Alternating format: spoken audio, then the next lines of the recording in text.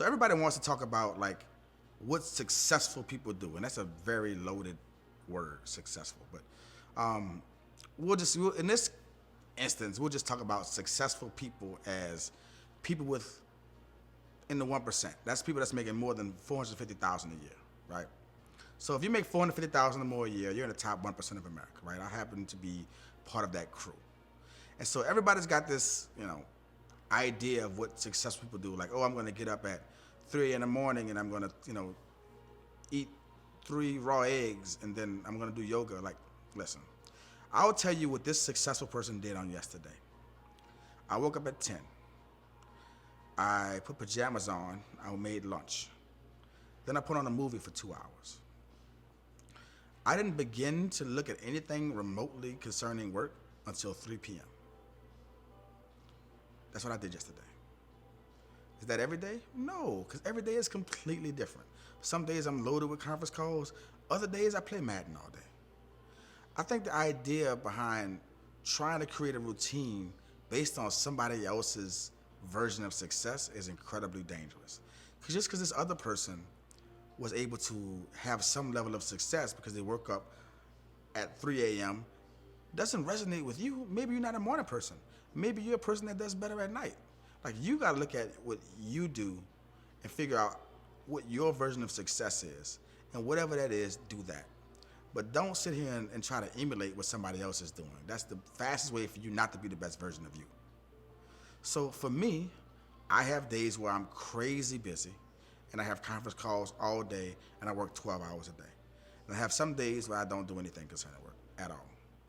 So my version of success is once I get to the age of 40, I'm not going to be actively working anymore.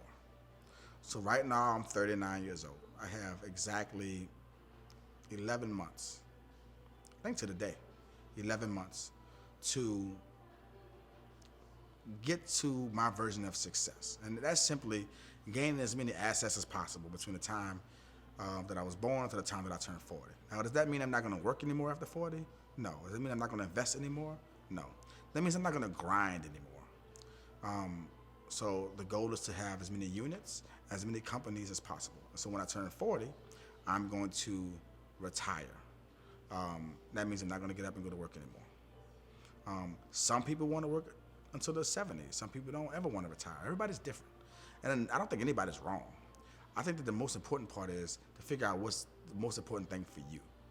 Because I have friends that really love work and they really can't see themselves not working. I have other friends that absolutely hate work. And they say, as soon as I can get out of this seat, the better. So I created this FIRE course because I really believe that so many people are focused on getting rich. They don't understand how to get rich.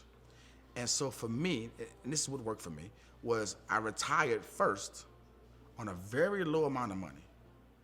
And then I got rich because I bought all my time back. Versus trying to get to a dollar amount in the bank to retire on, or putting a certain amount aside in the 401k. That seemed like it was a moving target. I said, listen, what's the least amount of money I can live on where I can buy all my time back, where I don't have to get up in the morning and go to anybody else's job? Let's focus on that.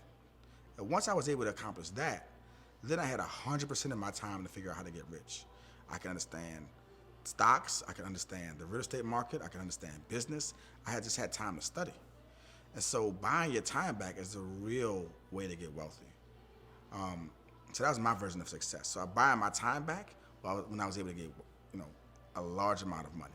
And so as a top 1%er, I would say the only thing that we really have in common is that we all own our time, which is the real commodity, because we can't get any more of it. I don't care how much money we get. I can't buy more time. What we have is what we have. And it's so, time is so important, it's so valuable, that we don't even know how much of it we have. So what I do know is that my tomorrow is more valuable than my yesterday, simply because I have less tomorrows. So if you focus on that, you'll really understand how valuable your time is. We see people that are passing away. I think Bob Saget just passed away in his 60s, right? And then we have Betty White, who was 99. So I'm sure Bob Saget probably thought he was going to make it to 99, right? We don't know how much time we have. So that's why I focus on retiring early first, then getting wealthy. Because either way, you bought your time back.